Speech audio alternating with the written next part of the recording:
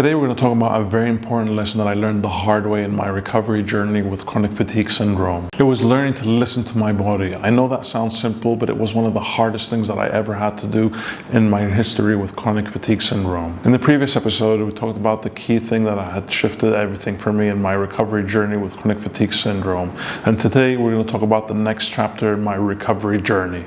For those of you that are new here, my name is Kasim. I'm a structural engineer. For more than 10 years, I struggled with chronic fatigue syndrome until I could finally find the tools to recover. If you'd like to stay in tune with the latest health and wellness tips, then please consider subscribing so you don't skip a beat with Samsung Wellness.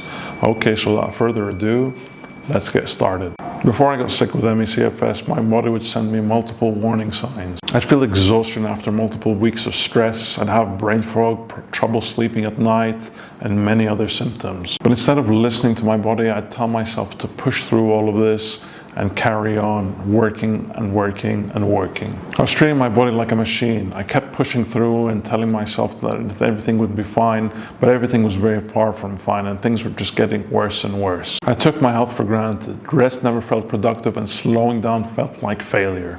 Looking back, I realized that my body had become completely disconnected from what it was trying to tell me. This went on for months until I developed chronic fatigue syndrome, or CFS, after suffering from a traumatic event.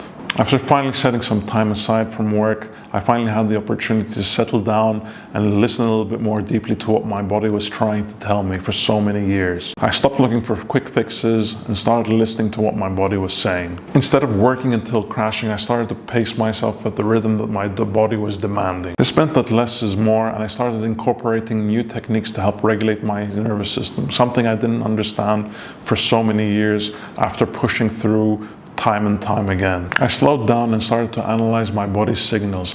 Instead of asking the question of what do I need to get done today, I started to ask, how is my body feeling today? How can I incorporate healing into my routine? I began to understand my limits instead of constantly fighting them, and learned how to substitute less important work with nurturing activities. Today, after recovering from CFS, I still have to listen to my body very carefully.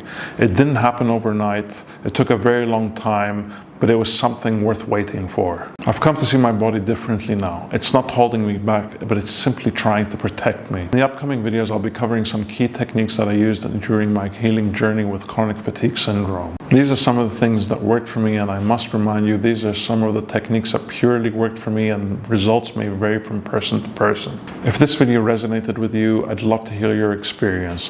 What are some of the key lessons that you have drawn from your recovery with chronic fatigue syndrome? Until the next video, my name is Kasim. Thank you so much for watching.